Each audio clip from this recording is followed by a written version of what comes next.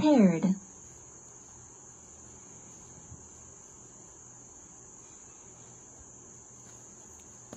Yorùbá ẹ wá gbọ́ná ṣé kìí ṣe pé ló ń já wa o ìgbà wo la fẹ́ gbọ́ná tá ò ní lè yé ìṣera wa àjòjì fẹ́ kó wa lẹ́rú ẹni á fi wọn sílẹ̀ ká máa wò wọn ọ̀rọ̀ yìí máa lẹ́yìn o tẹ́ ò bá lè jẹ́ ká gbòmìnira.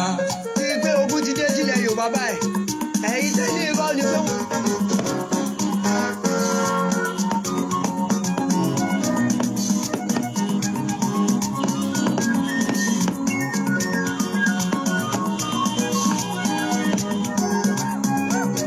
Yorùbá ẹ wá gbọ́ná ṣé kìí ṣe pé ló ń já wa o ìgbà wo la fẹ́ gbọ́ná tá ò ní lè yé ìṣera wa àjòjì fẹ́ kó wa lẹ́rú ẹni á fi wọn sílẹ̀ ká máa wò wọn ọ̀rọ̀ yìí máa lẹ́yìn o tẹ́ ò bá lè jẹ́ ká gbòmìnira. Yorùbá ẹ wá gbọ́ná ṣé kìí ṣe pé ló ń já wa o ìgbà wo la fẹ́ gbọ́ná tá ò ní lè yé ìṣera wa àjòjì fẹ́ kó wa lẹ́rú ẹni á fi wọn sílẹ̀ ká máa wò wọn ọ̀rọ̀ yìí máa lẹ́yìn o tẹ́ ò bá lè jẹ́ ká gbòmìnira. Gbogbo ayé ló ń sunkún lórí ohun tó ń ṣẹlẹ̀ ní Nàìjíríà eku òkè bí eku mọ́ bẹ́ẹ̀ lẹ́yẹ òkè bí yẹyẹ ọmọ ènìyàn fojoojúmọ́ kú nílùú tó lọ́ba tó ní ìròyìn ẹ̀sìn ní àmọ́ àwòrán abẹ́yìí òkè ìjọmọ Yorùbá ni. Yorùbá ẹ wá gbọ́ná ṣé kìí ṣe pé ló já wa o.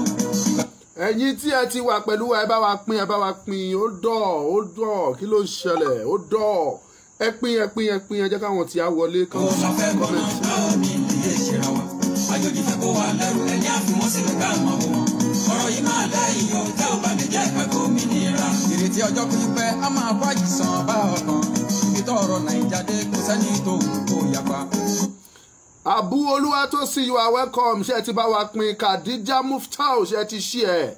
Thank you very much. Márùn mẹ́ta ìsẹ̀yìn ó ti ń dọ̀bẹ̀lú lórí iná o. Ọlọ́gbọ́n lọ̀rọ̀ mi lè yé ọmọ Yorùbá ẹ̀ já padà sílé. Yorùbá ẹ̀ wá gbọ́ná ṣé kì í ṣe pé ló já wa o. Ìgbàwó. Ọlájúmọ̀kẹ́ Semirat, you are welcome. Ẹ káàbọ̀ sórí ètò. Ó ní great job. Thank you. You too are doing a great job. Iṣẹ́ tẹ́yìn ṣe pẹ́ kan tí ẹ̀ ń dúró tì wá tẹ́ ẹ̀ bá wa ń wò. Iṣẹ́ lẹ̀ ń ṣe. Ẹ ṣé mo dúpẹ́. Ẹ bá wa pín Ṣèyí Ìkàbọ̀lọ́rẹ́ Rasak èèyàn ni ẹ̀ kò ní bàjẹ́ fún ẹ láéláé. Àjòjì fẹ́ kó wa lẹ́rù ẹni àfihàn sílẹ̀ ká mọ̀ wọ́n. Ọ̀rọ̀ yìí máa lẹ́yìn o tẹ́ ò bá lè jẹ́ ká gbòmìnira. Ìbànújẹ́ lójoojúmọ́ ẹkún àtọ̀fọ̀ ní ìlú Nàìjíríà. Àlejò onílé lẹ́kún wọ́n ní àkàwọ̀ gbéra ká máa wò. Ọ̀pọ̀ àwọn lórí Nàìjíríà wọ́n ti gba àbọ̀dé ẹja àfúrà o. Kó má bàa wà ní wípé omi àpàdà àtẹ̀yìnwó ọ̀gbìn lẹ́nu. Yorùbá ẹ̀ wá gbọ́ná ṣé kì í ṣe pé ló já wa o. Ìgbà wo la fẹ́ gbọ́ná táwọn ní ilé ìṣera wa. Àjòjì fẹ́ kó wa lẹ́rù. Ṣèyí Ìkàbọ̀lọ́rẹ́ mo kí yín lẹ́ẹ̀kan sí Fọlákẹ́ Adékúnlé ẹ̀ máa dẹ̀ káàbọ̀ sórí ètò kò mà ní bàjẹ́ fún yín. Happy weekend to you all. Happy Sunday. Thank you very much. Ẹni àfihàn sílẹ̀ ká mọ̀ wọ́n. Ọ̀rọ̀ yìí máa lẹ́yìn o tẹ́ ò bá lè jẹ́ ká gbòmìnira. Àwọn tó ń da Nàìjíríà rú díẹ̀ nínú wọn bẹ nílẹ̀ Yorùbá. Àwọn tó fẹ́ ta Yorùbá ṣebí lẹ̀ Yorùbá kan lájọ wa. Òkun oníkùnkùn nínú mọ́mọ́nú àwọn tó ń gba rìbá mọ́ra wọn o. Ẹ jẹ́ kọ́mọ Yorùbá ronú kí gbogbo ó lè bọ́ lóko ẹrú. Yorùbá ẹ wá gbọ́ná ṣé kì í ṣe pé ló já wa o. Ìgbà wo la fẹ́ gbọ́ná táwọn ní. Àìná Ọláṣùpọ̀ ẹ máa káàbọ̀ sórí ètò yìí kẹ́ ẹ̀ ń jẹ́ ti bá wa pín iṣẹ́ ti ṣí ẹ̀. Gbogbo ẹ̀yin tẹ́ wà pẹ̀lú wa mi ò ṣọ́ ọ̀pẹ ṣí ẹ̀ tẹ́ bá ṣí ẹ̀ ó yẹ kó ti kọjá nọ́mbà tó wà yìí ẹ bá wa pín náà ẹ jẹ́ ká tètè bẹ̀rẹ̀ ẹ ṣé. Ilé ìṣera wọn àjòjì fẹ́ kó wa lẹ́rù ẹni àfihàn sílẹ̀ ká mọ̀ wọ́n. Ọ̀rọ̀ yìí máa lẹ́yìn o tẹ́ ò bá lè jẹ́ ká gbòmìnira. Àwọn tó fẹ́ gba Yorùbá wọ́n ń wọ́nà láti mú wọn kúrò. Ọmọ iná là ń rán síná Yorùbá ni wọ́n ń rán síra wọn. Yorùbá ẹ̀ jẹ́ àyípadà. Ìfẹ́ Olúwadára ẹ máa kú iṣẹ́ wa o mo ti rí pé ẹ ti pín ẹ ti ṣí ẹ kú iṣẹ́ lù ó yá ẹ máa bẹ́ tó bá. Kájọ jàjà yìí láàjáyé o kọ́lọ́run lè bá wa ṣe kílẹ̀ Yorùbá yìí yóò lè gbòmìnira. Yorùbá ẹ wá gbọ́ná ṣé kì í ṣe pé ló já wa o. Ìgbà wo la fẹ́ gbọ́ná táwọn ní ilé ìṣera wa. Àjòjì fẹ́ kó wa lẹ́rù ẹni àfihàn sílẹ̀ ká mọ̀ wọ́n. Ọ̀rọ̀ yìí máa lẹ́yìn o tẹ́ ò bá lè jẹ́ ká gbòmìnira.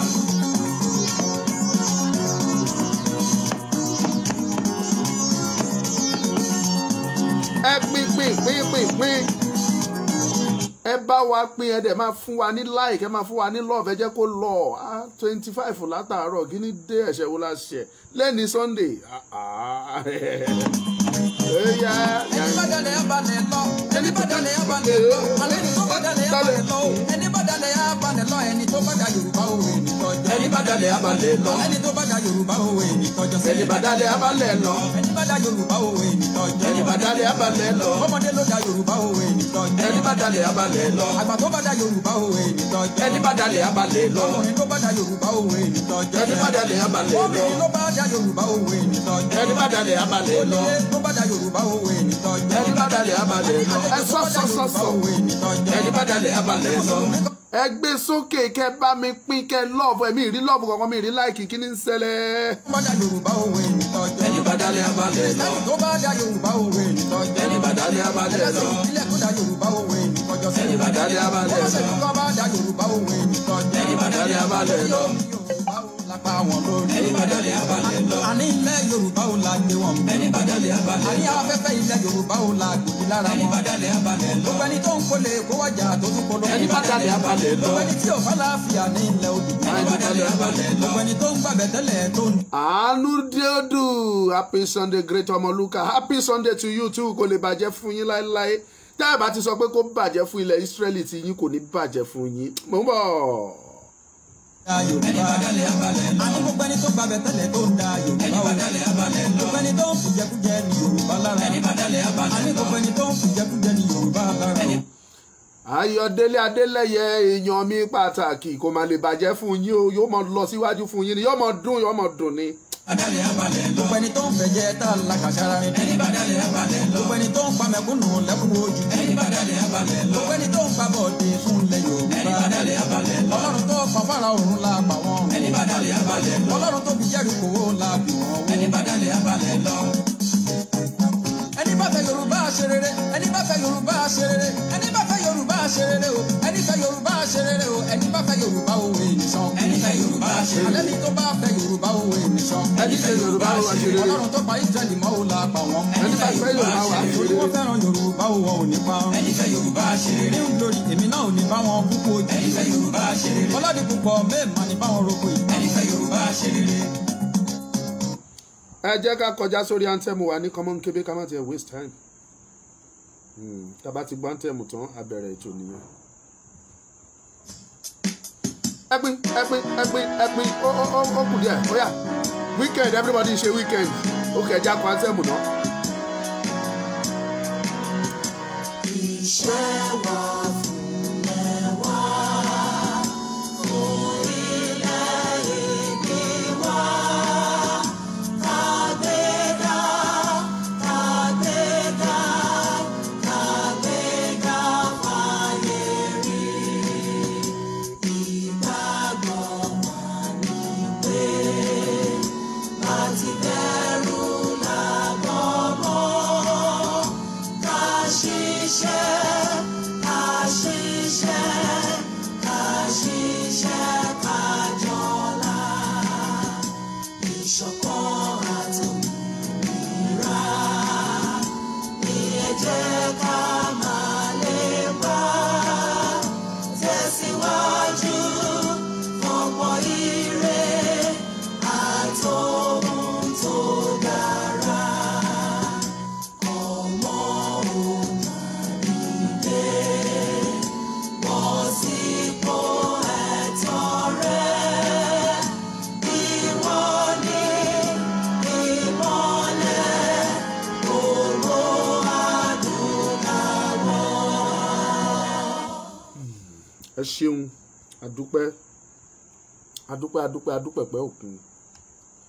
Mo kí gbogbo ẹ̀yin olólùfẹ́ mi tí ẹ ti wà pẹ̀lú mi lórí ètò yìí lọ́wọ́lọ́wọ́ báyìí pé ẹ káàbọ̀ ẹ kú ọjọ́ ìsinmi èní. Ọmọlúkà lórúkọ tèmi ń jẹ́. Mo kí tọmọdé mo kí àgbà mo kí ọkùnrin mo kí obìnrin mo kí onílé mo kí àlejò mo kí oyún mo kí àṣẹ ẹ̀bí. Gbogbo ẹ̀yin tí ẹ ti darapọ̀ mọ́ wa láti àárọ̀ gbogbo yín ni mo kí o pé ẹ kú iṣẹ́ ìlú o ẹ kú kó má bàjẹ́. Olú Brown ọ̀rẹ́ mi gidi ìwọ máa ń rò pé màá bẹ ẹ jà ni mi ò kúkú mọ̀ ẹ́ báyìí o bóyá ẹgbẹ́ bàbá mi nìyí o bóyá ẹgbẹ́ mi nìyí o bóyá ẹgbẹ́ ẹ̀gbọ́n mi bóyá àbúrò mi dẹ̀ ni I don't even know you but you want to take me as your enemy I'm not your enemy. Ọmọ ìyá mi ni ẹ́ ẹbí mi ni ẹ́ ẹ̀jẹ̀ mi ni ẹ́ tí wọ́n bá lérò yìí pé ìbò ló kàn ẹ́ kàn ní 2023 èmi jẹ́ kó ń dá ẹ lójú pé àtèmi àti ilé mi kì í ṣe ìbò ló kàn wá kàn bá a ṣe máa bọ́ nínú òmìnira báyìí máa bòmìnira tá a máa bọ́ lóko ẹrú tó kàn mí kàn nìyẹn. So question tó béèrè ó ní Ọmọlúkà, will you vote for PDP 2023? As I can bí wọ́n sọ títọ́ fún ẹ kí n má tàn ẹ́ kò ní sí tó ń jẹ́ Nàìjíríà by 2023. There will be nothing like Nigeria, not to talk of election. Nígbà tí ó bá ti sí Nàìjíríà mọ́ ẹ má tanra yín jẹ, ẹ má tanra yín. Tẹ́yìn kan bá wo Nàìjíríà pé Nàìjíríà is over, Nigeria is expired, Nigeria is done. There's nothing like Nigerian again. Nigeria is finished. Ẹ má tanra yín. The Niger Delta are agitating, they want to go. The Eastern Nigerian are agitating, they want to go. That is the Southeast, as they claimed. The southwestern part of this country want to go. Even the Middle Belts also says they want to leave. Then what else? That is enough to tell you that Nigeria is finished. And either it is finished or not, Yoruba people will be liberated. We will leave. We will leave. We will leave. That Yoruba independent nation is sure. Àṣẹ Ọlọ́run ni kì í ṣe tèèyàn. Who are you láti sọ pé o fẹ́ dúró síwájú iṣẹ́ Ọlọ́run? Iṣẹ́ tó Ọlọ́run fúnra ẹ̀ ṣe.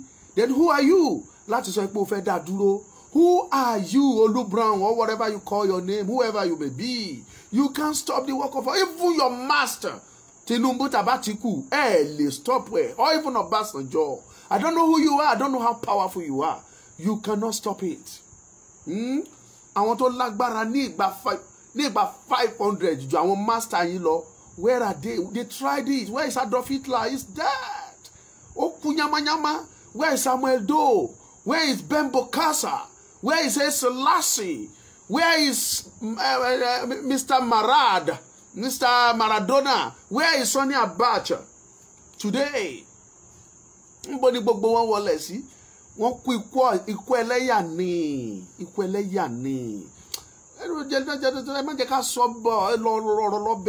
Nigeria is finished. Yoruba is going. Either you are finished or not. That's why I will keep on telling my people, I don't have business with Buhari. Buhari is not my headache. Buhari is not my problem. Either ẹgbẹ́ Buhari wá ẹgbẹ́ Buhari wá. Àwọn míì ń fi ọ̀rọ̀ yìí wọ́n ṣáà fi ń kọ́ pé Buhari ni ó ní òṣèjọba dáadáa. When you are talking pé Buhari òṣèjọba dáadáa, they will tell you they want to bring another person to come and ṣèjọba dáadáa. And that's the fact.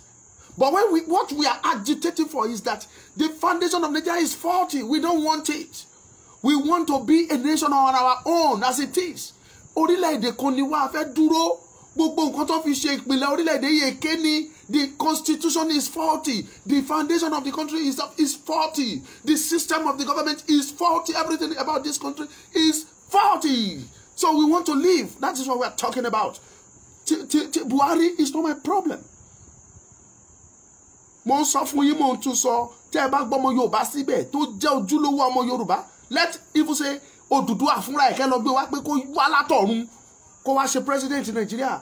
As far tó máa jókòó sí Aso Rock, as far tó máa lo constitution yín, kò sí èrè tẹ́yìn ọmọ Yorùbá fẹ́ jẹ́ ẹ̀ lè jèrè.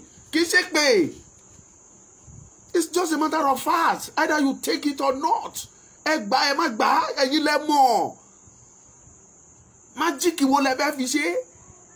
The system already kò sí ọ̀nà tó fi favour yín in every ramifications, in all aspects, ní gbogbo agency, ní gbogbo commissions, ní gbogbo board, ní every ministry, kò sí kankan nínú ẹ̀ tó favour yín.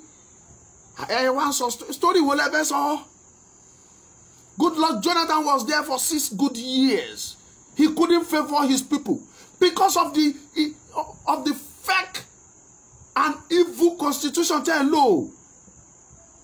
I want to say pé Buhari ni problem yín. Mr. Buhari, you are not my problem. All I'm just after is that they don't, if it is true Buhari is dead, why can't they allow Buhari to rest in peace, for God's sake? Tó bá jẹ́ lóòótọ́ ló ti kú, if it is true, is dead. Ẹ kàn borúkọ ọkùnrin yẹn jẹ́ ni to me. he may be a bad person but nígbà tó padà wá láti wá ṣèjọba alágbádá ó lè dèèyàn dáadáa but bó ti wù kó ṣèyàn dáadáa tó you cannot do anything to favour Nigeria. I don't have problem with Buhari. What I am after is the liberation of Yoruba nation, the freedom, the self-determination of Yoruba people. Ẹ bá gbé Jésù wá kó wá ṣe president in Nigeria, I'm less concerned. Tèmi ni pé we are not interested in Nigeria again. We want to be on our own.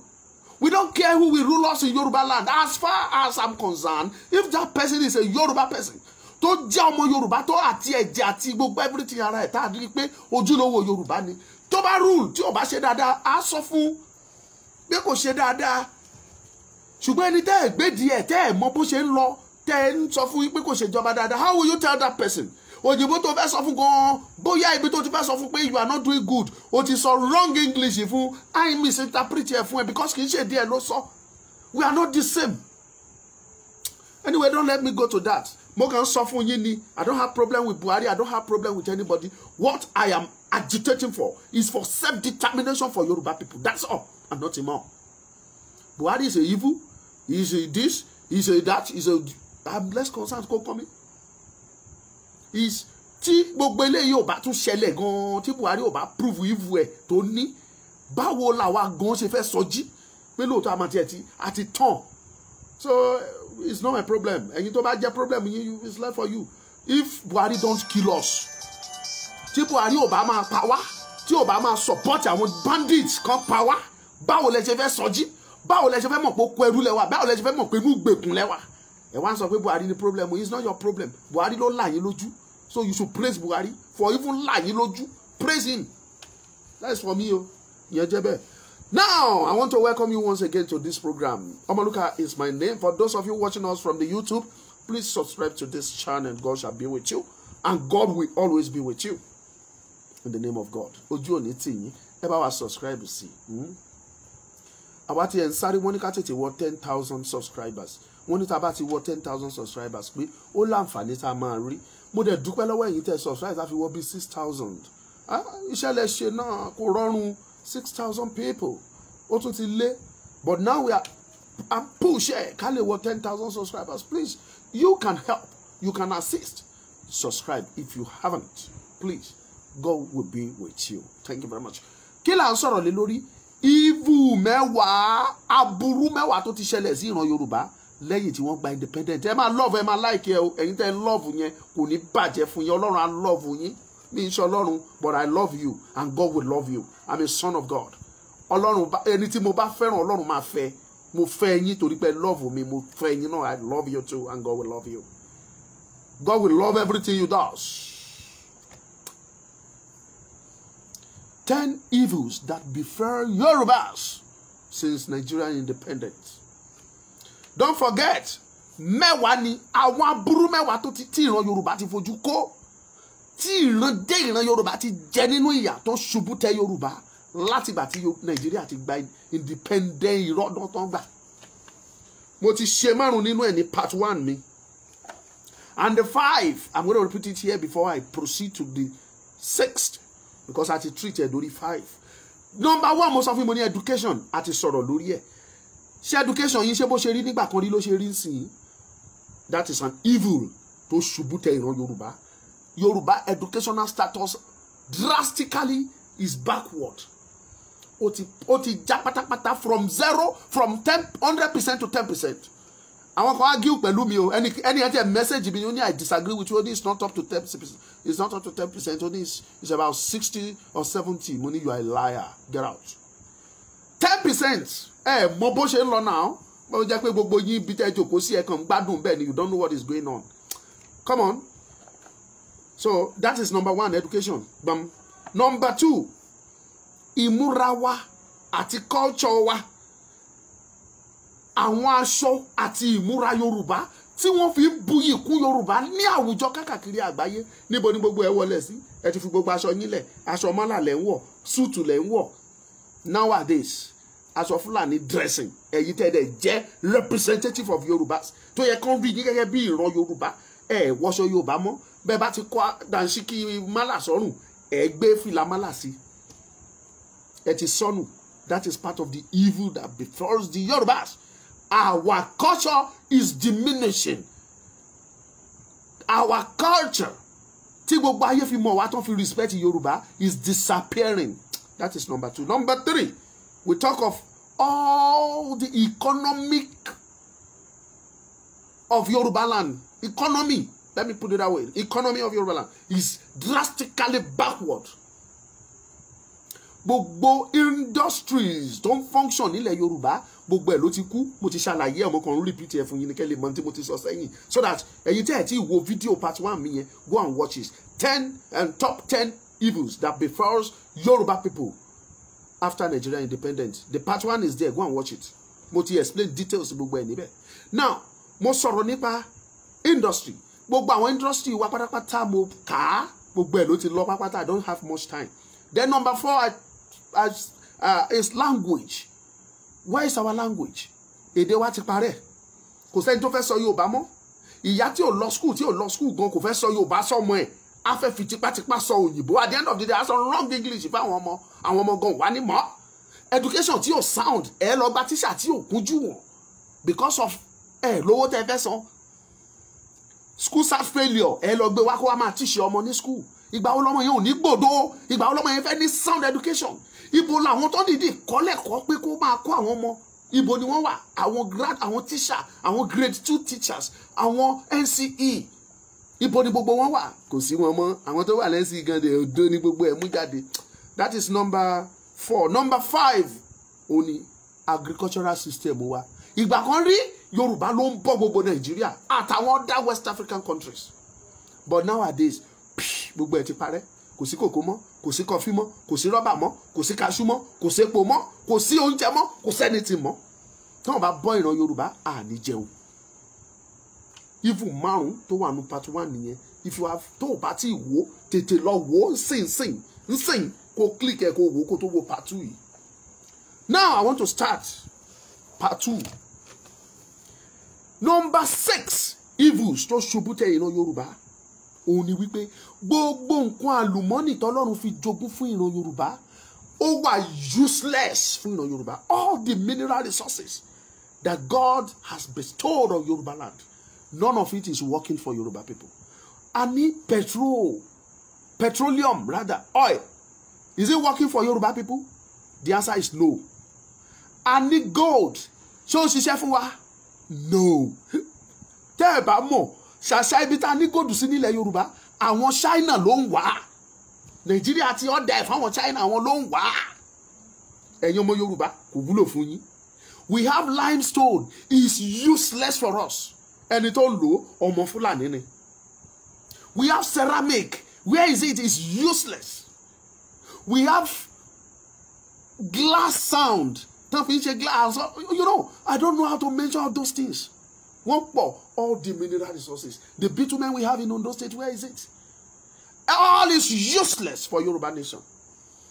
Imagine kó jẹ́ pé Yorùbá ò sí lára Nàìjíríà. Kó jẹ́ pé ìpìlẹ̀ tí bàbá Awólọ́wọ̀ fi lélẹ̀ tá ń bá lọ yẹn ni Yorùbá ń bá lọ. Imagine ibi tá máa wà lẹ́ni. That is number 6 evils that befalls Yoruba people. That happens to Yoruba people after Nigeria independence. Ẹ bá mi pín, share it, God will bless you. Pín sí groups, pín sí àwọn pages, pín sí WhatsApp, pín káàkiri, let people watch it. The part 1 is there. Remember to watch the part 2. This is the part 2. Part 1 till watch the part 1 and watch this part 2. Then tell about subscribe to YouTube wa kẹjẹ kó máa lọ. Ẹ̀yin tell them like and love wa and follow wa ní Facebook as well. Follow us on Facebook, not just YouTube alone. Thank you. That is number 6. All the mineral resources we have in Yoruba land is wasted, useless for Yoruba people. That is number 6. Tẹ́ ẹ bá mọ àwọn ara mineral resources tẹ́ ẹ ní nílẹ̀ Yorùbá kì í ṣe kékeré. Number 7. Tó ń bá sọ pé àwọn ẹ̀yà tó gòkè àgbà jùlọ ní oko ẹrú àsìkò yìí tí mo ń pè tó yìnbó pè ní modern day slavery, ìran Yorùbá ni number 1. You can tell me I'm a liar. Tó bá sọ pé ìran ní gbogbo àgbáyé àwọn ìran tó jẹ́ wípé àwọn ló pọ̀ jù lóko ẹrú lásìkò yìí tó ń sinrú modern day slavery 21st century slavery. Ìran Yorùbá ni àwa la pọ̀ lóko ẹrú jù.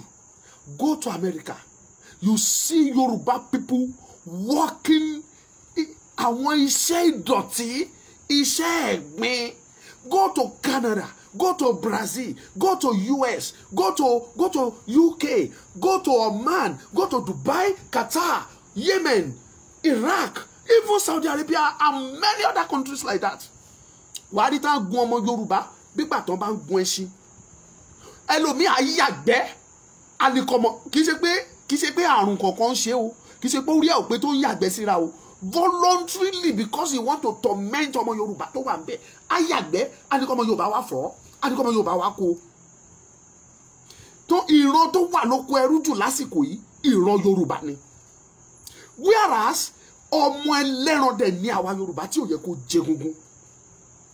Ọmọ aláṣọ ni wá tí ò yẹ kó wọ àkísà.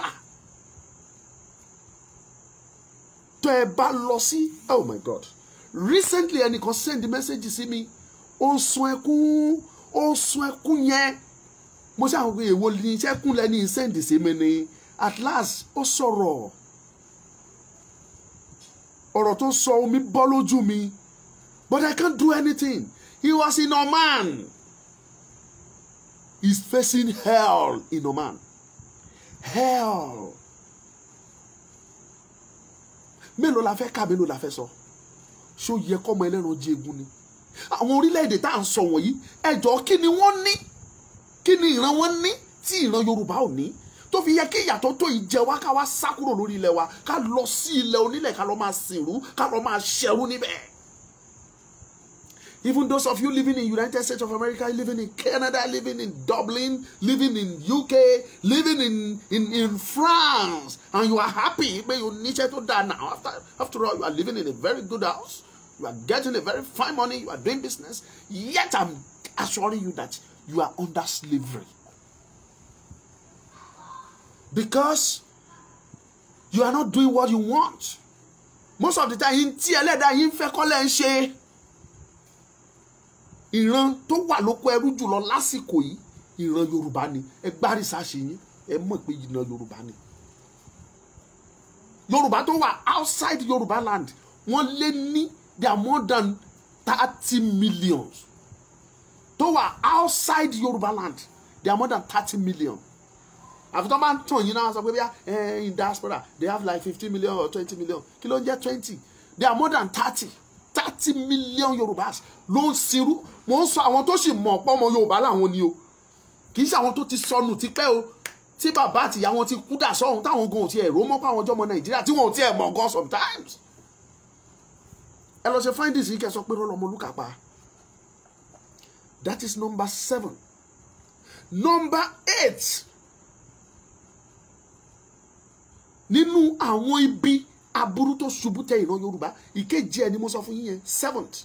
Number 8 nínú ẹ̀, ìkẹjọ nínú aburú tó ṣubú tẹ ìran Yorùbá ni wípé nínú ẹ̀yà mẹ́tẹ̀ẹ̀ta tó wà nílẹ̀ Yorùbá, ní Nàìjíríà tá la wà yìí, ẹ̀yà mẹ́ta tó ṣe gbòógì jù ni mo ń sọ o.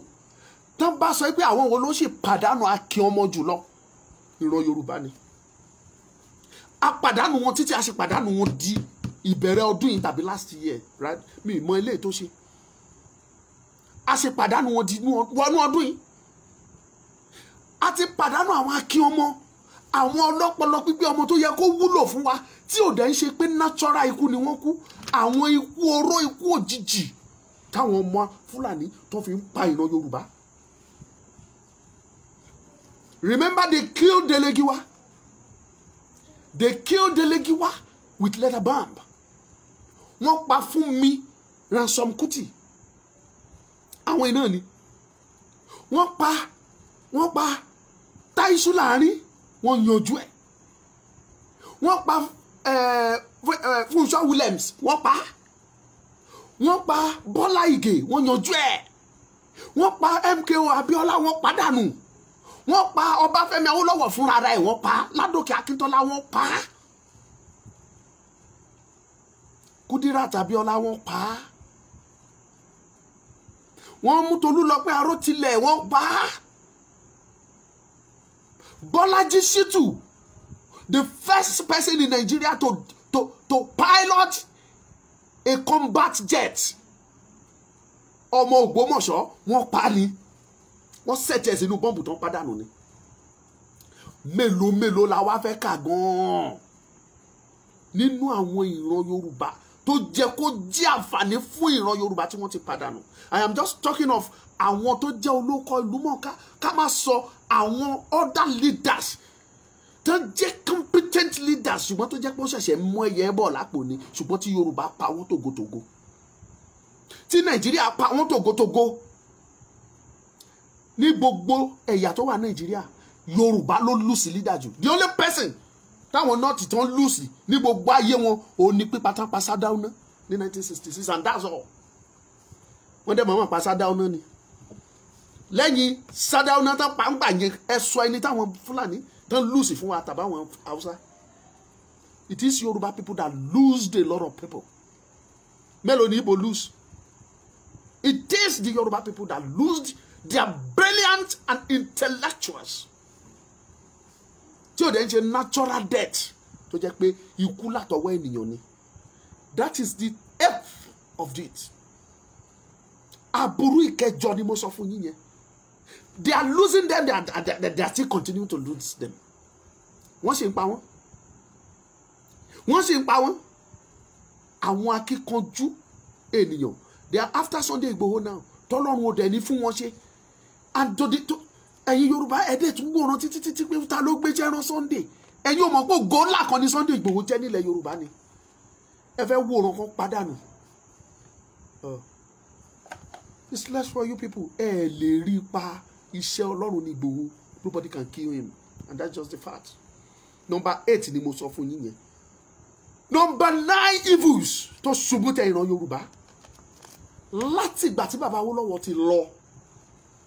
Kí ni sport activities tí ọmọ Yorùbá ti tayọ?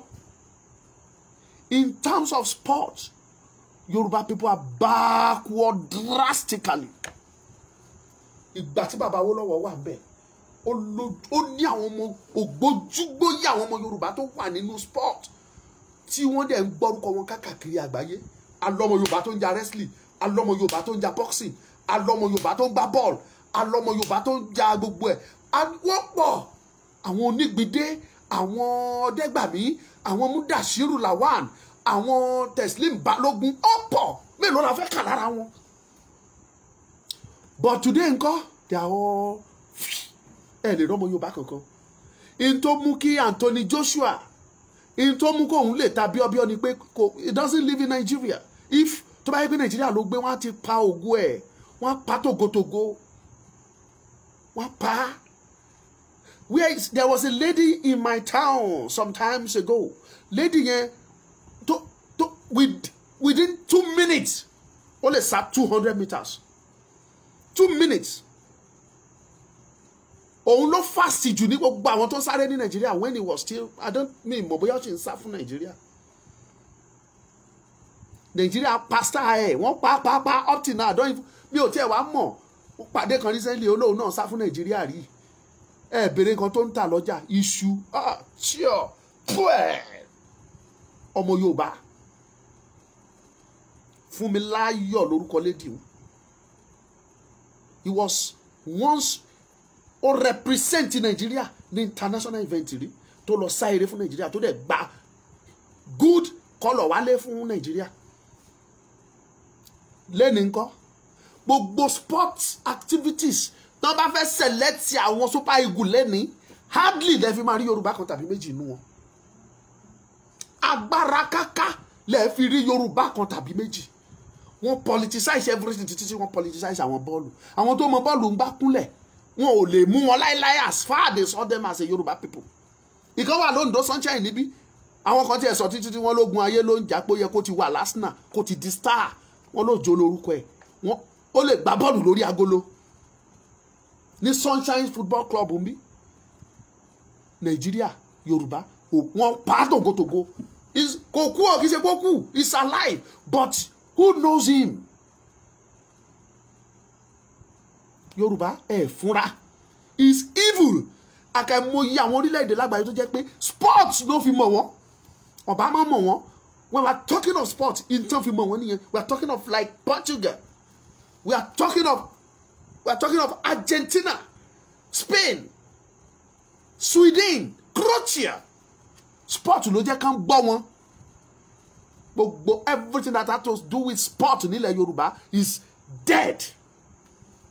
That is part of the evils that befalls Yorùbás. Last. Nínú ó pọ̀ o, mo kàn mú ní summarize ẹ̀ sórí mẹ́wàá ni. The last of it all. Ó ní mo pè ní social amenities in Yoruba land. Gbogbo ẹ̀ ló ti kú pátápátá.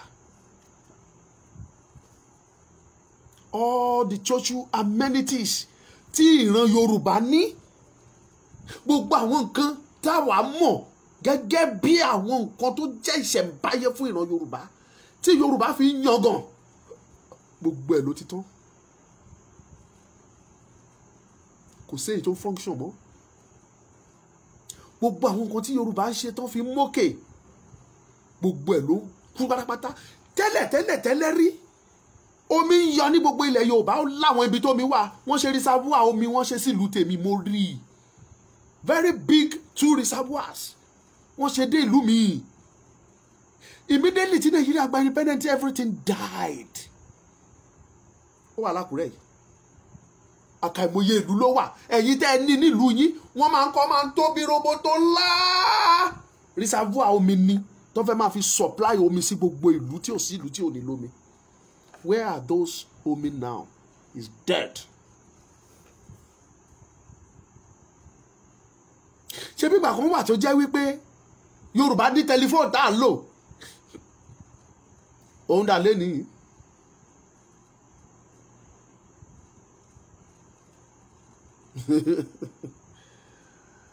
Adéjọkẹ́ Adédàpọ̀, you have my number 07046 ẹ̀mú ẹ̀ tẹ̀sílẹ̀ bẹ́ẹ̀ yẹn WhatsApp kẹsẹ̀ díẹ̀ síbẹ̀ 07046092484 again 07046092484 ẹ send díẹ̀ màá rí mbẹ̀.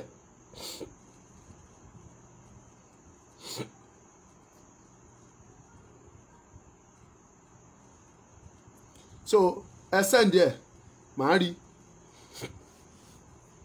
So where are all those social things tọ́lọ́run fi kẹ́ ìran Yorùbá tí bàbá Awólọ́wọ̀ fi pinlẹ̀ lélẹ̀ gbogbo ẹ̀dàbò ló wọ̀ lẹ́ni gbogbo reluwé kò ṣe reluwé tó wà nílẹ̀ Yorùbá tẹ́lẹ̀ where are those things now? It's dead.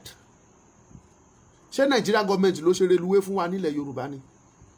Ṣé Nigeria government ló ṣe ni? Kì í ṣe Nigeria government ní Yorùbá àti ní reluwé tẹ́lẹ̀ from Lagos to Ibadan before any other place in Nigeria.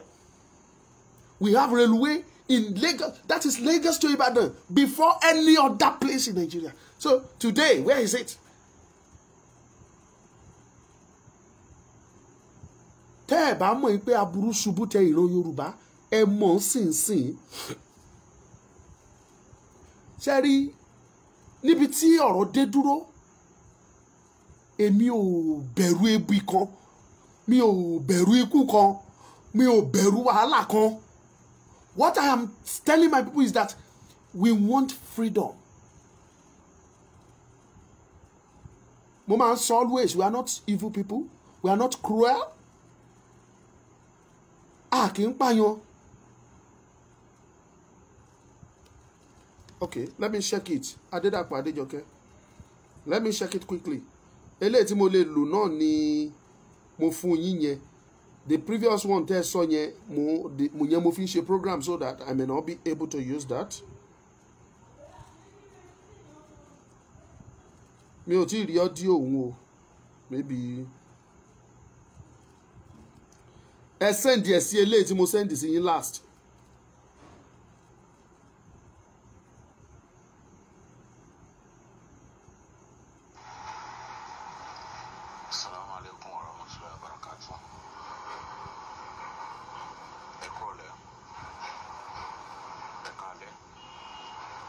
káàsán,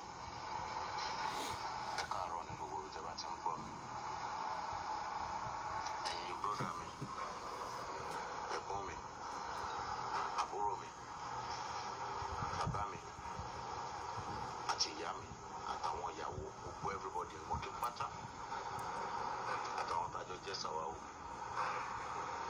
Orúkọ tèmi ni Baba West. Ẹjọ́ tó lọ lọ́rùn, ẹjọ́ wọn kò yé mi, mo wá fẹ́ béèrè. Ẹjọ́ ṣé ilé ayé yìí ṣe wà náà ṣàlélẹ́ ìṣà? Torí láti gbà tí wọ́n ti bí àwa sáyé, at least àwa náà àti nílé ní ọmọ 50 báyìí. Láti gbà tán ti bí àwa láti rí pé ó ṣe jẹ́ ilẹ̀ Yorùbá la máa ń rí pé gbogbo ẹni tó bá ti fẹ́ gbèjà ọmọlàkejì ẹ̀, gbogbo ẹni tó bá ti wò gbà ìyà ń jẹ lágbájá jẹ́ kí n bá gbọ́n nù lọ́ máa ń padà rí góyin nílẹ̀ Yorùbá nìkan ni. Mo ti gbé oríṣiríṣi ìlú díẹ̀. Power on. Bluetooth mode. Paired. Sókè mo wá sọ fún Ọlọ́run pé ṣé Ọlọ́run ṣá ló dá wa ṣá?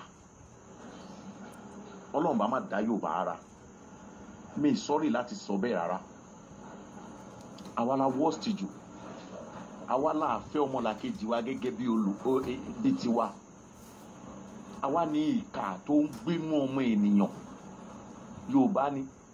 Ilẹ̀ Nàìjíríà tá à ń sọ pé ó dàrú léde tí gbogbo wa ń sọ pé restructuring la fẹ́, Oòduà nation la fẹ́. Yorùbá gangan náà ló bá wọ ẹ̀jẹ̀. Tẹ bá gbàrin Yíbò, tẹ gbàrin Haúsá, kò síbi tí ò sí o. Ṣùgbọ́n ṣe rí Yorùbá lẹ̀ tánú ló pọ̀ sí jù. Ọ̀rọ̀ tí mò ń sọ yìí ọlọ́gbọ́n ló máa yé. Ẹni tí ò bá lọ́gbọ́n kò ní yé. Ẹ jẹ́ ká kàn rò dáadáa. A ṣe ya ìkà ẹ̀dá. A ṣe ya kẹ́ni má nẹ́. A ṣe ya pé èmi mo jù ẹ́ lọ, ìwọ ló jù mí lọ. Tá a fẹ́ gbà fúnra wa. Nǹkan kan tó ń dùn mí ó dẹ̀ ń bà mí nú jẹ́ láti ìjẹta ni mo ti ń ro ọ̀rọ̀ ẹ̀ mi ríro. Mi mọ bí mo ṣe fẹ́ ṣe. Ó ká mi lára láti sọ sínú group lẹ́ni ni.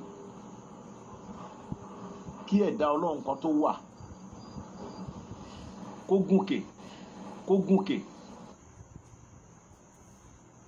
gúnkè kó wá bojú ẹ̀yìn pé àwọn tó wà nísàlẹ̀ jẹ́ kí mi fà wọ́n sókè káwọn náà ká lè jọ jẹ́gbẹ́. Kò máa kọ́mọ̀ nínú ọmọ Yorùbá. Ṣé Sunday Igboho ó lówó, ó lẹ́nu láàrin ẹgbẹ́, ó bá ọlọ́gbọ́n jẹun, ó bá olóye tò, ó bá àwọn apàṣẹ ìlú jẹun, ó ní ìmọ̀, Ọlọ́run kẹ́. Ó wá wò pé ìyà ń jẹ àwọn ọmọlàkejì òun, ó wá bójú ẹ̀yìn. Wallahi ta'ala isman billahi lazim, tí ò bá jẹ́ ẹni tí Ọlọ́run rán kò máa lè kó ẹni tí ò ń ṣe pé Ọlọ́run ló rán kò máa lè ṣe tí Sunday Igboho ṣe yẹ. Agbára máa ń gùn wá ni, agbára máa ń gùn ọmọ Yorùbá ni. Àṣẹ agbára tó bá ti fún wa báyìí ó máa ń gùn wá ni bí pé àwa lọ́lọ́run. Ẹni tó ṣòro tí Sunday ṣe. Adéjọkẹ́ Adédàpọ̀, okay. Ẹ jọ ṣé àrònú ni, ṣé àmọ̀ pé òjíṣẹ́ kan ni?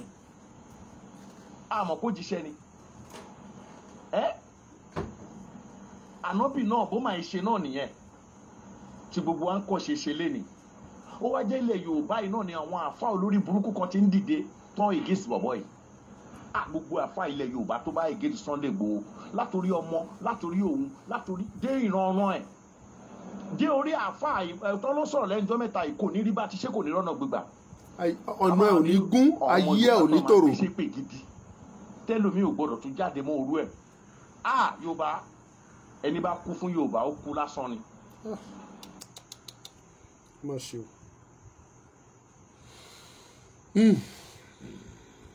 Má ṣe o.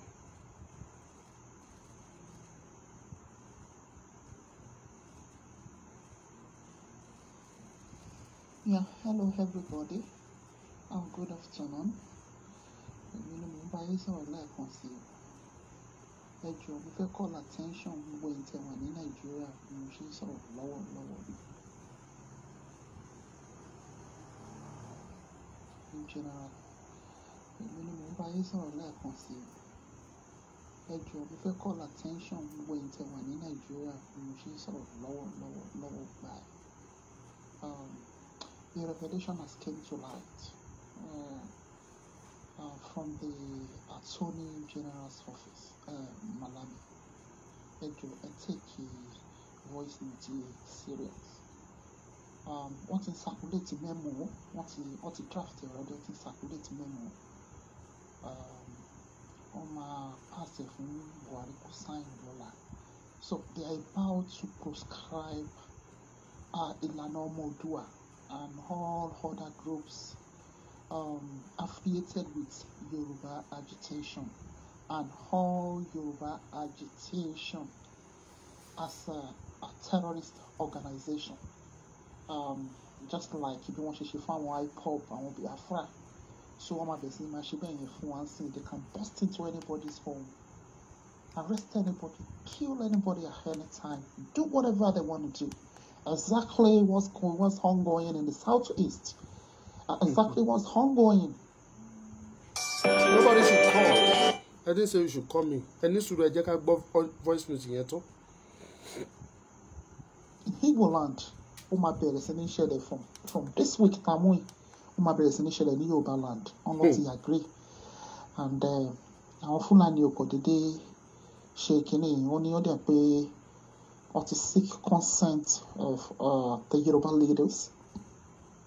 And àwọn èèyàn náà ti consent to it. So wọ́n máa bẹ̀rẹ̀ sí máa round up everybody nísìn. So mo ń bẹ̀ gbogbo ẹ̀yin tẹ́ bá wà lórí platform yìí tẹ́ wà ní Nàìjíríà. Please make your way out of Nigeria. Ẹ jọ̀ọ́, wọ́n ti approve it already. Please make your way out of Nigeria. Don't be too smart. Ẹni tó bá ti mú nísìn, wọn ò ní release ẹ o. Kò sí pé wọ́n ń gba lọ́ọ̀yà. Lọ́ọ̀yà máa fight ẹ. No, tó bá ti proscribe yín as terrorist, ó ti tán nìyẹn. Wọn ò ń release terrorist o. Ẹ wo gbogbo nǹkan tó ń ṣẹlẹ̀ ní ilẹ̀ Igbo. Òun ló máa bẹ̀rẹ̀ sí ní ṣẹlẹ̀. From this week, ó máa ṣẹlẹ̀ lọ́dọ̀ wa náà, ọ̀dọ̀ àwa Yorùbá. Ẹ jọ̀ọ́ mo wá ń bẹ̀ yín nísìn. Kò tí bàjẹ́ o, kò sì bà ní ẹ jọ̀ọ́. Just make your way. Ó sì easy fún yín sìn. Ẹ̀yin àtàwọn ọmọ yín. If you're a man, you please just take your wife and your kids with you and just make your way to the neighboring country. And if you're a woman, please take your husband and your kids with you. Make your way to the neighboring country. Please, I'm appealing to everybody on this platform. Do not ignore this message. Please, ẹ jọ̀ọ́. They'll start busting into people's home from this week. They'll start arresting people. They'll start killing people. They'll lock people up. Am I expecting to lock anybody up or free anybody? One issue because we want to label the organization and Yoruba agitation and any other group affiliated with Yoruba agitation as a terrorist organization. So one fit terrorist today, but that's label you one fit terrorist today. So same fate in cotton shell now Igbo cinema by shell. So I'm just happening to you, Mumpe Tony alone. Please, Ejo, make your way to the neighboring country. It's an appeal. Please.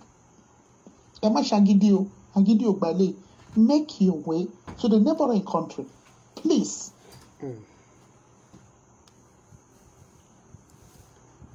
Ẹ̀yin ọmọ Yorùbá ṣe é gbọ́. Ẹ rántí ọ́díò tẹ́ kọ́kọ́ gbọ́ lákọ̀ọ́kọ́. Ọ́díò méjèèjì èmi kàn play ẹ̀ ni o. Kì í ṣe pé mo ti gbọ́ tẹ́lẹ̀ yín tí gbọ́ o. Mo kàn play àkọ́kọ́ yẹn ni. Torí mo rí tẹ́ni yẹn send sí mi program tí mò ń ṣe. Kò jẹ́ kí n tí lè gbọ́.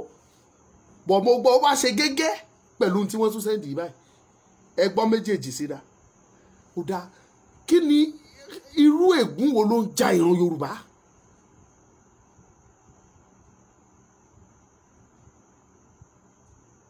Irú ègún wo ló ń ja ìran Yorùbá? Ẹ pín program yìí o. Ẹ̀yin tẹ́rù ń bà. No wonder táwọn èèyàn ò ṣe tiẹ̀ tọ́nà. Ẹ̀yin tẹ́rù ń bà. Ẹ pín ẹ jẹ́ kó dọ̀dọ̀ everybody. Ẹ ti rí pé rẹ́rẹ́ máa rún. Rẹ́rẹ́ rún. Rẹ́rẹ́ rún. Rẹ́rẹ́ rún. Ohun tó ṣe yín mi gangan á ṣe yín ẹ gangan. No, this is a simple matter. Ìgbà tán bá ti bẹ̀rẹ̀ sí ní pa wá. Tán bẹ̀rẹ̀ sí ní wọlé tán kidnap àwọn èèyàn tán gbé wọn tán gbé wọn lọ. Eléyìí tán lè pa wọn pa, eléyìí tán lè pa wọn kí sínú cell. And that's the end of that person. nígbà tán bá ṣe tán ṣe ó máa dọ̀dọ̀ yín. Don't be ẹ má rò bóyá kò ní kàn yín. Ó máa kàn yín. Máa kàn lóye kàn. It will kàn yín. Ẹ má jẹ́ kí n tàn yín. Thank you Adéjọkẹ́ Adédàpọ̀. I don't have any boni mo fẹ́ lọ. Mélòó kí máa mú lọ òyìnbó. Mélòó kí máa mú sá lọ sí Mẹ̀nẹ̀. So where will I go? Let them come for me. Jẹ́ kán wá mú mi. I will not be the only person. Tán máa mú. And if it is death, I won't be the only person. Moreover, I will continue to say it. I will not die but live. Kí lè ròyìn kan tó fojú wa rí ni. Èmi ò níbi lọ. Mo mọ̀ ti rówó. Ẹ wo. Ṣùgbọ́n o. In tó ṣe yín mi gangan, ó máa ṣe yín ẹ gogoro. Gbogbo ẹ̀yin tẹ́gbẹ́ra yín ní leaders. Wọ́n á pa yín, gbogbo yín lẹ máa kú. And it won't be you alone. Wọ́n máa ọmọ yín tẹ́yìn rò pé kó sá lọ sí abroad. Wọ́n máa dọdẹ wọn lọ́hùn, wọ́n á pa wọ́n. Because wọ́n á fẹ́ kàn yín lẹ́yìn. Wọ́n á fẹ́ kàn yín lápá kẹ́ wà handicap, kẹ́ má lè ṣe anything mọ́. Kẹ́ má lè gbọ́ wọn lẹ́nu. Nígbà tó bá ti kó ọmọ yín bíi mẹ́rin tó ti sísì wọn. Tẹ́yìn fúnra yín ò lẹ́nu ọ̀rọ̀. Ìjọ yẹ kẹ́ kọwọ́ bọ̀, ẹ kọwọ́ bọ̀ tí bá ti pààyàn fáwọn ọmọ yín lẹ̀. Ó máa kàn yín. But take it or leave it.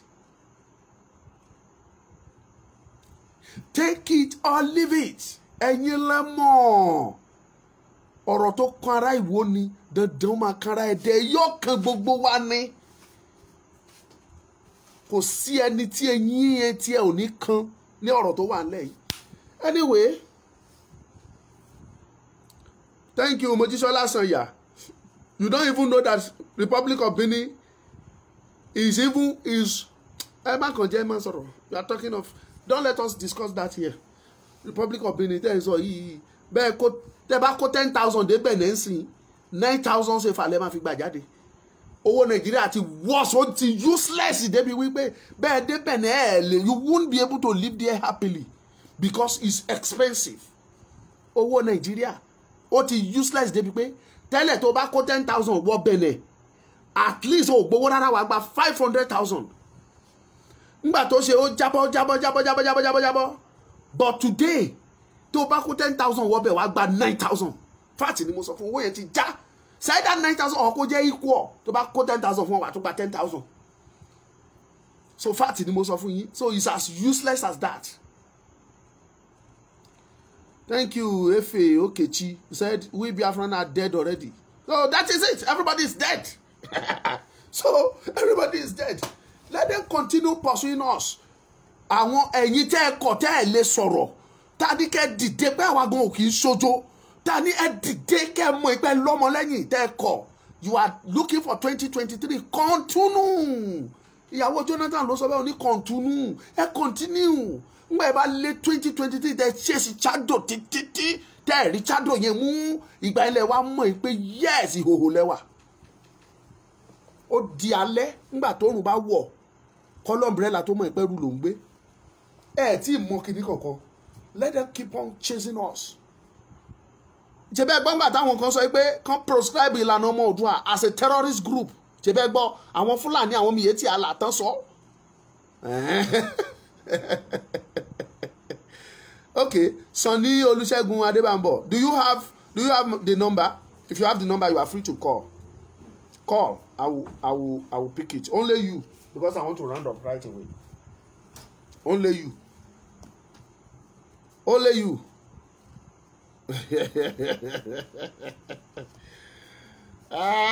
This is tough. It's tough. Your kan gbogbo wa ni. Kì í ṣe mi nìkan. I want to call now. Okay, call. I will pick your call. Definitely, I will pick it. Oh yeah,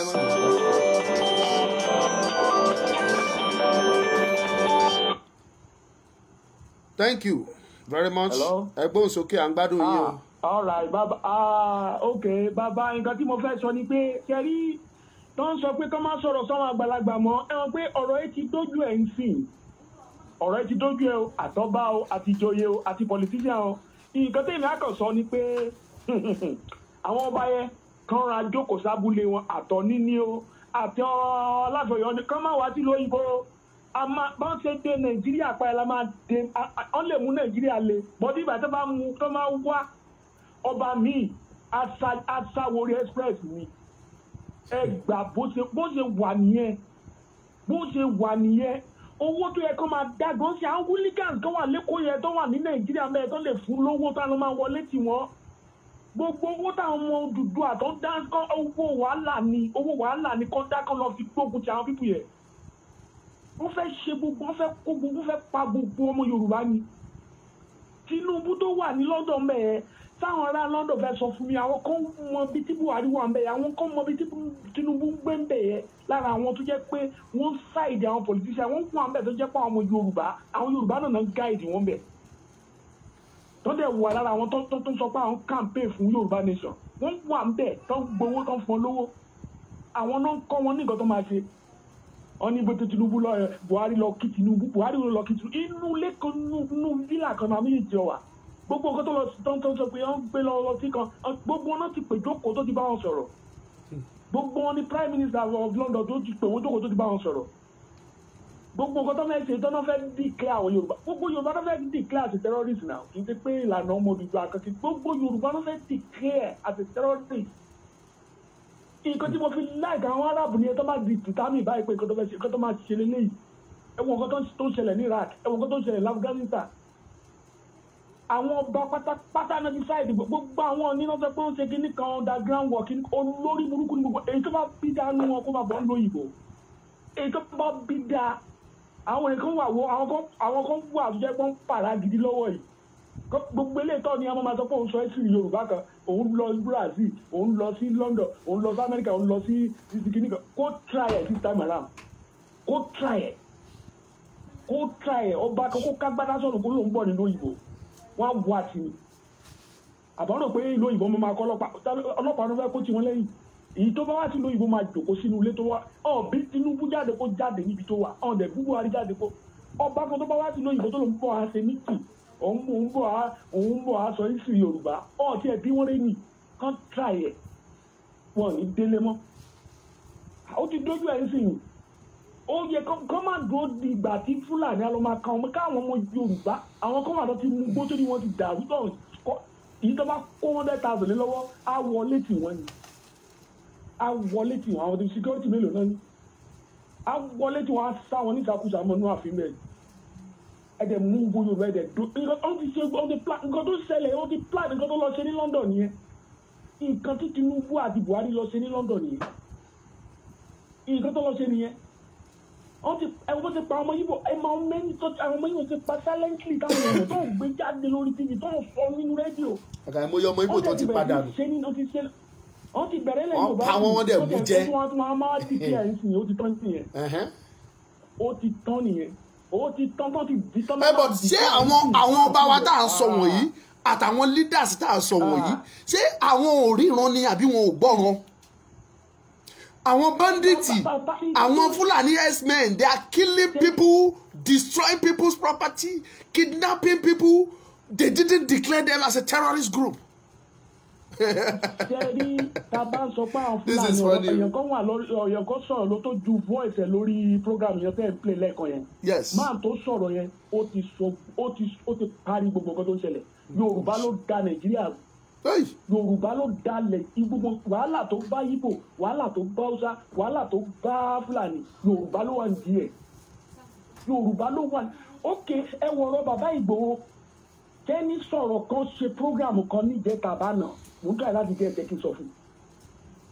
báwo ni àáfàá yẹn ṣe mọ̀ pé ìkùlé ni bàbá gbàjáde sẹ́yìn ló máa ṣàlẹ́ǹjì ẹ̀ báwo ló ṣe mọ̀ yìí pé kinní kan orogun agbáwo kinní kan àṣírí ẹni tó ibi tá a ń lọ yìí bọ̀bọ̀ tó ń pè rẹ̀ tó lóun wà lamẹ́ríkà tó ń pè ní ọ̀kanlọ́mọ àti ṣíṣù yẹn wọ́n láti wọ́ọ̀dì wọn síta àwọn tó ń ta bàbá àwọn muslim tó pera wọn ní muslim yìí àwọn náà gbowó tó ṣe gbogbo iṣẹ́ àwọn tó mú àṣírí yẹn délẹ̀ tó máa ṣírí bàbá yẹn wọléwọ̀de pẹ̀lú ọmọ olóyún burúkú kan tó ń pè ní Yàyà Gàmbàrí tó lọ kí bàbá lọ ẹ̀ tó gbé sílé ara àwọn tó ń lò nìyẹn ara gbogbo tó ti gba formation wọ́n fi mọ in and out ilé bàbá yẹn nìyẹn táwọn èèyàn lọ ń blame Koiki Oníkòyìkì pé báyìí ní gbà wo ni ẹni tí òmùgọ̀ ó kàn jẹ́ sábàbí ni táìmù tí gbogbo wàhálà ṣẹlẹ̀ tó lọ sọ́lùdé túwì tí gbogbo àwọn èèyàn náà tún gbógun tì àwọn tó ṣe àṣírí wọn ti tú síta àwọn pípù yẹn ni àwọn bàbá àwọn tó bí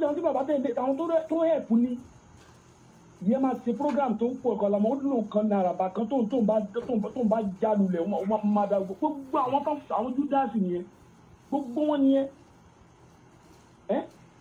èyí tó kù yìí gbogbo àwọn lídà yẹn kan ká gbogbo wọn mọ́lé síkírọ́tì mélòó ló wà ń bẹ àwọn ọmọ tá náà lò àwọn ọmọ tá fúnra wọn náà máa fúnra wọn lóògùn jẹ nígbà tó bá lu àwọn èèyàn tó ń lu àwọn èèyàn tó wà láàrin bàbá Sunday Igboho sí bàbá Igboho káwọn náà tún káwọn èèyàn kan tún dìde lára àwọn tó wà ní Yorùbá nation kọ́ ní ká dáwó fún wọn tó máa dá bí 20 million kó kó fáwọn tó jẹ́ pé wà àwọn ọmọ ọ̀dọ̀ tó ń kó káàkiri káwọn náà lọ dáná sun wọn lé wọ́n iṣẹ́ tó máa fún ọ lówó kátólí bí oṣù kan ẹ máa rí gbogbo kíni ẹ máa kọ́ máa sí. ẹ ṣe àdúpẹ́ sà. rọ́bìsì gbélé tó ṣe ojú bọ̀rọ̀ kan náà fi ń gbọmọ lẹ́yìn òkú àwọn pípù rẹ́dì láti àwọn Yorùbá tẹ̀ wọ̀ yẹn àwọn ọba tẹ̀ sọ pé táwọn máa sọ̀rọ̀ pé tẹ bá ṣe ta lẹ fẹ́ jọba lé lórí bó ṣe wà yẹn tó bá sọ fún wọn pé ẹ lọ destroy gbogbo àwọn èèyàn tó wà ní gbogbo ìgbèríko yìí wọ́n rẹ́dì láti pa ògbó Yorùbá káwọn dẹ̀ dúró wọ́n dẹ̀ wà láàrin ìlú kan wọ́n rẹ́dì láti ṣe àwọn pípù yìí wọ́n ti tọwọ́ bọ̀ nǹkan tó yẹ kán tọwọ́ bọ̀ ọ̀hún dẹ̀ lè padà sẹ́yìn mọ́ ẹni tó mu ẹ̀jẹ̀ ni ó dẹ̀ máa mu ẹ̀jẹ̀ ẹ lọ wọ́n á ti sọ tó ọjọ́ tó bá mu ẹ̀jẹ̀ ẹ mọ́ ìjọ ilé ayé olú ẹ̀ dáhùn báwo lẹ́yìn sọ pé kó padà ó máa continue ni àwọn ọmọ ẹ̀rẹ́ tó kọ́ ọmọ mẹ́sẹ̀jì kan sí ní orí kìíní ẹ̀fọ́ tó ní pé yíbo yíbo already there ṣe they already there so àwọn yẹn ò kọ́ ẹ̀nì tì wọ́n tẹ bá ní nǹkan tó ti ń sìn àwọn ọ̀hún pa àwọn anybody ọ̀bá àrí gómìnà wọn rẹ́dì láti pàǹsì wọ́n máa sọ pé kìíní àwọn gómìnà yẹn ká nípò tí mú méjì balẹ̀ láti jẹ́ ọba méjì kan balẹ̀ ní gbogbo kọ́tà ń sọ gbogbo àti change díẹ̀ wọ́n lọ lu ọgbọ́n wọ́n làwọn lọ bẹ̀nẹ̀ àwọn lọ Ọbásanjọ́ gbéra Ọbásanjọ́ kọ́ ló àwọn tó òun ló ń da ìlú Nàìjíríà rú lẹ́yìn ó wà lára àwọn tó ń sọ pé Yorùbá ló dá ó wà lára àwọn tó ń da ìlú Nàìjíríà rú ó ti pè Ọbásanjọ́ sí London ó ti pè jókòó pé wá ìwọ bó ṣe wà tó bá mess up wò wá dẹ́ni lẹ́lẹ̀ yìí wọ́n mọ gbogbo àṣírí ẹ̀ wọ́n mọ gbogbo investment ẹ̀ ọ̀run ni àwọn tó ń pa Abíọ́lá náà wá nípa wọ́n rò pé máa Fúlàní ló pa Abíọ́lá ni UK ló pa Abíọ́lá ìṣe gbogbo wọn kàn lo àwọn Fúlàní àti agency Fúlàní ní CIA Nàìjíríà àwọn tó ń kárí àwọn tó ń àpúrúfù kìíní àwọn Britain bàbá ẹjẹ́ ìfilẹ̀ torí ètò. ẹ ṣé mo dúpẹ́ tó a ní rí ju báyìí lọ torí àkókò ti lọ wí a ti spend more than 1 hour a ti lò ju 1 hour lórí ètò tí wàá rẹ̀ sọ pé à ń fẹ́ kó máa tó 1 hour.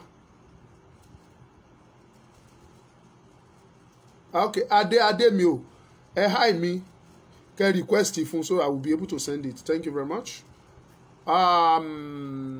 Adéjọkẹ́ Adédàpọ̀ I will appreciate if you call me back thank you very much. Ọmọlúkà lórúkọ mi lẹ́ẹ̀kan sí ẹrù òbodò wa a máa rìn ní àìsójó màmá mi Ọmọlára Ìyábọ̀dé mi ò Àjàlá kò ní bàjẹ́ fún yín ibo ti sọ ni we are already dead ṣáwa gan ṣáà dead nílẹ̀ Yorùbá ni we are dead already because they are beating you and they say you shouldn't cry is that not dead? wọ́n nà ẹ́ wọ́n ní kó má sunkún kó má sọ̀rọ̀ wọ́n dẹ̀ nà ẹ́ ẹjọ́ kí tún nìyẹn anyway we thank God for everything yóò dáa dídùn lọ́sàn-án oṣù ẹ má bẹ̀rù ẹ má ṣojo màmá mi tó send message ó ní I'm scared don't be scared this battle is God's battle Ọlọ́run ló ní ó dẹ̀ máa jà ó mọ ọ̀nà tó máa gbà ó mọ ọgbọ́n tó máa lò tí gbogbo ẹ fi máa tò ẹ lọ ṣe sùúrù Ọmọlúkà lórúkọ mi lẹ́ẹ̀kan sí ẹ̀yin tí a bá fẹ́ pè wá 07046092484 once again 07046092484 that is my number ẹ má pè direct o but WhatsApp I'm always available on WhatsApp send a message tẹ́ bá pè mí tí mi ò gbé ẹ send the message and by the grace of God dídùn lọ́sàn-án oṣù ìwé mímọ́ sọ pé ìró ayọ̀ lágbọ́ ní àgọ́ àwọn olódodo dandan ni. Thank you very much. Share this program and subscribe to my channels. God bless you. Thank you.